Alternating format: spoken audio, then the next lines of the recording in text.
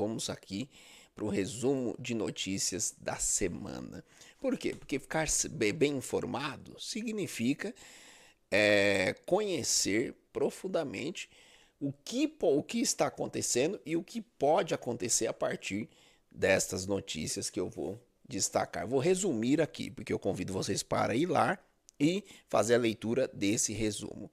Então vamos lá. O primeiro destaque que eu trago é a medida provisória 1303 de 2025, que foi derrubada na Câmara.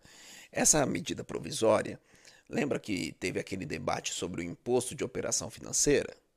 Se você não lembra, o que acontece foi o governo editou um decreto para cobrar o imposto sobre operação financeira como arrecadação, para arrecadar dinheiro para o governo, como imposto. E esse tipo, e o IOF, ele não era cobrado dessa maneira, ele era simplesmente um imposto para regulação de mercado. Mas aconteceu isso, o Congresso foi lá e falou, opa, pode parar por isso aí. O Congresso foi lá e derrubou o decreto do governo, derrubou o imposto. Aí o governo foi lá e acionou o Supremo Tribunal Federal, que é ultimamente quem manda no país. Ao acionar o Supremo Tribunal Federal, foi instituído Alexandre de Moraes como sendo o mediador desse conflito executivo e legislativo, e aí ele deu ganho de causa para o executivo começou a cobrar IOF. Só que se não bastasse, parasse ali no IOF, o governo decidiu editar uma medida provisória para cobrar também impostos de BET algumas empresas, fintechs, algumas empresas e principalmente também investimentos, inclusive debêntures, que é um título de dívida que costuma ajudar o país e empresas endividadas. E teve fundos também, né? Então, inclusive quem tem previdência privada, né, precisa ficar atento a esse debate aqui. E aí, o que acontece? O Congresso foi lá, por 251 votos, ou seja, a grande maioria dos deputados foram lá e derrubaram esta medida provisória que caducou, né? E assim, tá aqui no final, um resumo: Lula chamou de derrota ao povo brasileiro, enquanto opositores celebraram como uma vitória contra o populismo tributário. Já Fernando Haddad, ministro da Economia de Lula, planeja a reformulação da base aliada. Vamos ver esse debate, porque tudo indica que o governo não vai perder 17 bilhões, que era o valor aproximado que ele teria em 2026 para gastar em ano eleitoral. 17 bilhões em ano eleitoral. O que vocês acham que ia acontecer? Então, sem esse recurso, vão procurar de uma outra maneira ter novos recursos aí para este ano eleitoral. Supremo Tribunal Federal debate pejotização em audiência pública. Primeiro precisamos entender o que é pejotização. Pejotização é quando a empresa contrata uma pessoa como pessoa jurídica, ou seja, pelo CNPJ, e o trata como um colaborador da empresa, ou seja, ele tem superior, ele precisa trabalhar de tal hora até tal hora, ele é um trabalhador da empresa, igual aos outros. Só que ele, ao invés de ser registrado, ele vai lá e é contratado pelo CNPJ. Né? Então, esse é o termo, né, para pejotização. Esse é um resumo de pejotização. E em alguns casos, mesmo a pessoa sendo uma pessoa jurídica, de fato, tendo liberdade e tudo mais, ela, depois de prestar serviço para uma empresa um certo tempo, aciona a Justiça do Trabalho para cobrar da empresa os direitos trabalhistas. Aconteceu com o Globo, aconteceu em várias situações dessa linha aí. E a Justiça do Trabalho tem dado ganho de causa para esse tipo de situação. O que prejudica também a relação empresário e prestador de serviço, porque o empresário pensa, opa, se eu manter esse prestador de serviço muito tempo, mesmo ele fazendo bom serviço, amanhã ou depois ele pode me acionar na justiça falando que ele era como funcionário da empresa. Então, para evitar esse tipo de conflito, foi chamada uma audiência pública. O que é audiência pública? É um momento onde um poder chama a população para participar de uma decisão. A população, os pensadores daquela área, os teóricos e assim vai. E assim, e por meio desta consulta, né, acaba saindo uma decisão e é o que o relator Gilmar Mendes tende a fazer o seu relatório, que vai para o Supremo, e se o Supremo Tribunal Federal tomar uma decisão, ela tem repercussão geral. Ou seja, todos os juízes do trabalho terão que seguir essa decisão. Então, para você que, como eu, tem o seu CNPJ, é importante ficar atentos a esta movimentação que está acontecendo no Supremo Tribunal Federal. Próximo destaque que eu trago aqui é a crise na Federação União Progressista. Farpa entre Ciro Nogueira e Ronaldo Caiado. Deixa eu explicar aqui para vocês. Primeiro, o que é esta federação? A federação ela foi uma união entre o partido União Brasil e o Partido Progressista, o PP. União Brasil, ele nasceu do antigo PSL, que era o partido que elegeu o ex-presidente Bolsonaro. Já o Partido Progressista é aquele mesmo partido que teve Paulo Maluf, que tem recentemente, que teve até pouco tempo atrás Celso Russomano e assim vai. Então, os dois são partidos muito grandes de centro-direita e eles se uniram e hoje formaram a maior federação de partidos do Brasil. E aí tem um ponto, porque eles acabam sendo um termômetro ali dentro do centro, né, centrão como dizem, ele acaba sendo o termômetro para está mais para o lado da oposição ou está mais para o lado do governo. Então eles costumam ter cargo no governo, mas ao mesmo tempo votam com a oposição. Então estão sempre nesta questão. Então o que acontece com esta federação tende a repercutir depois no Congresso, e se repercute no Congresso e na relação com o Executivo, repercute na nossa vida. Então é importante a gente observar e começar a entender um pouco esse cenário da política. E aí o que acontece? Ciro Nogueira é presidente do Partido Progressista. Ou seja, ele é uma pessoa muito forte na federação. E esta federação tem um pré-candidato a presidente, que é o Ronaldo Caiado, governador de Goiás. Olha só. Só que este presidente de um dos partidos da federação vai para a imprensa e fala que as únicas candidaturas viáveis são Tarcísio de Freitas e Ratinho Júnior. Olha só, eu tenho um pré-candidato dentro da minha federação e eu falo que os candidatos viáveis no momento é Tarcísio de Freitas, do Republicano, que não é da federação, e Ratinho Júnior, do PSD, que não é da federação. Um governador de São Paulo, outro governador do Paraná. Então, claro que isso pegou muito mal. Ronaldo Caiado respondeu, né, de maneira dura, né? Inclusive tem aí notícias de que ele já está conversando com o Paulinho da Força e talvez poderá mudar de partido para sair candidato a presidente. Vamos ver o que vai acontecer nesta movimentação. Primeiro que tem ministros como o Fufuca e o Celso Sabino que são dessa federação e estão no governo. Então vamos ver qual será a movimentação. Eles vão sair do governo? Não vão sair do governo? A federação vai ficar com um pé lá ou um pé cá ou vai tomar uma decisão? Vamos ver o que vai acontecer. Isso daqui já é a eleição de 2026, começando aos nossos olhos. Aconteceu a tão sonhada reunião Trump e Lula, né? Nós não precisamos fazer aqui um contexto dessa crise porque já está chegando no nosso dia a dia.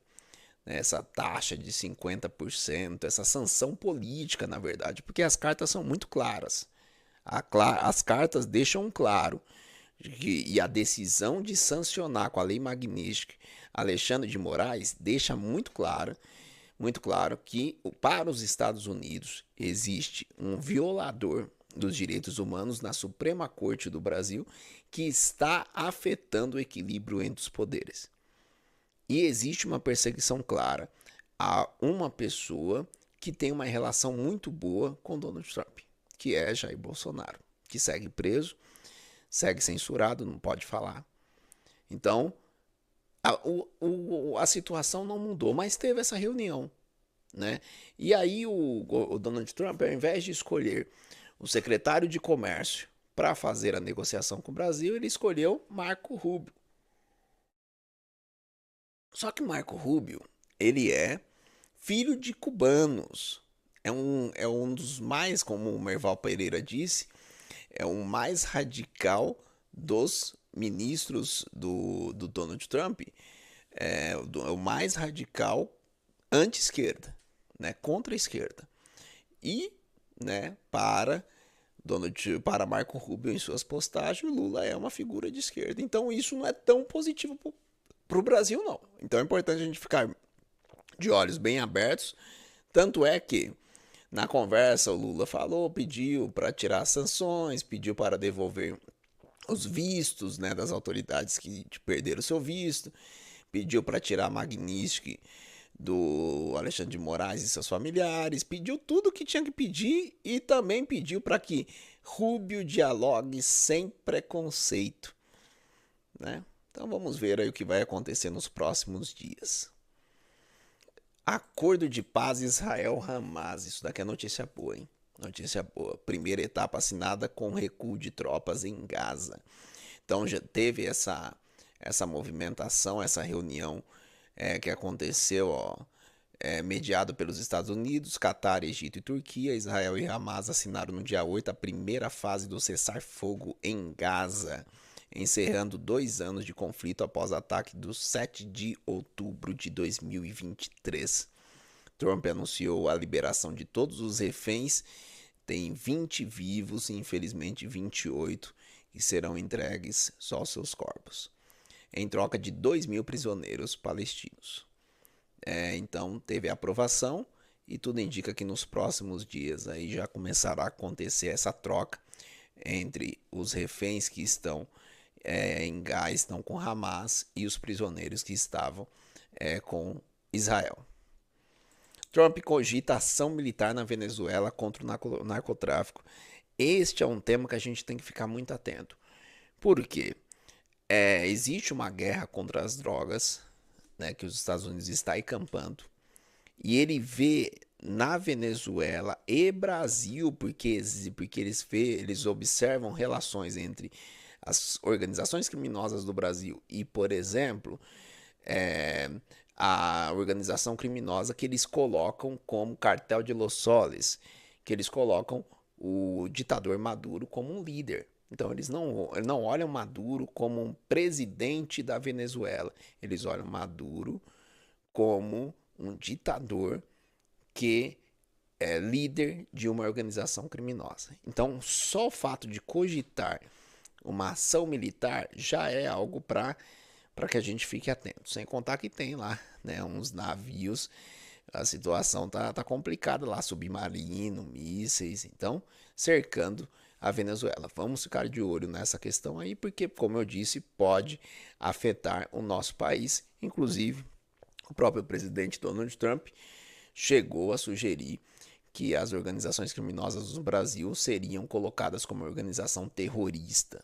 Então vamos ver o que irá acontecer nos próximos dias. Avanço na investigação de fraudes no INSS. Então teve 66 mandados e a CPMI, Comissão Parlamentar Mista de Inquérito, que está acontecendo em Brasília, também tem chamado muitas pessoas para ouvir. E claro, a nossa torcida é para que essa investigação avance e que prenda, além de prender, né, o careca do INSS, também pegue, né, quem ganhou muito dinheiro com essa fraude, com esse roubo aos aposentados.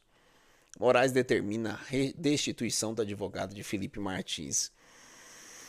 Meus amigos, Felipe Martins ele era um assessor, né, de políticas internacionais do ex-presidente Bolsonaro e alegaram que ele fez uma viagem, fazia parte de um plano golpista e fez uma viagem fugindo do Brasil e fugindo da justiça do Brasil, só que ele provou que ele não fez viagem nenhuma. Mesmo assim, ele foi preso, ficou em uma solitária e mesmo passando por todo esse processo, ele não teve o seu processo cancelado. Ele segue preso, domiciliar na casa dele com tornozeleira e agora ele teve o seu advogado destituído. Se você acha que isso não é uma perseguição, se você acha que essa decisão da justiça é de uma justiça imparcial, eu respeito a sua opinião, mas você está errado. Luiz Roberto Barroso decide sair do STF por aposentadoria antecipada. Em outras palavras, o ex-presidente do STF, que saiu recentemente, decidiu sair 12 anos antes da sua aposentadoria compulsória. Ele fez um discurso emocionado, mas a verdade é que já está acontecendo a corrida para quem ficará no lugar de Barroso. Lembrando que ele foi o autor daquela frase: perdeu Mané, não amola. Né? Inclusive que a Débora escreveu na estátua lá em Brasília, perdeu Mané, e infelizmente teve aí mais de 10 anos de cadeia por causa disso. Né? Uma frase que foi tirada, com certeza, muito rapidamente. Mas é a justiça imparcial. Antídoto contra metanol chega em São Paulo e reforça os estoques. É importante destacar essa questão, né? Lembrando que essa crise do metanol ela tem início lá com a questão dos postos de combustível. Vamos voltar um pouco. Teve aquela investigação, Ministério Público de São Paulo, depois Polícia Federal, COAF e tudo mais, descobriram vários postos de combustível que lavavam dinheiro, fintech e também combustível, gasolina e etanol que eram batizados com metanol. Ao descobrir, ao fechar esses postos, o que aconteceu? De repente começou a aparecer bebida alcoólica também batizada com metanol, que pode deixar as pessoas cegas e em algum caso levar até a óbito. Então, olha que perigo, né? E a maior parte das bebidas, né? Na verdade, as bebidas que foram divulgadas que as pessoas tomaram foi gin, vodka e uísque. Então, se você toma essas bebidas, fica muito atento e presta atenção onde você vai tomar, onde você vai comprar essa bebida, para você não passar por esse mal, tá? Então, antes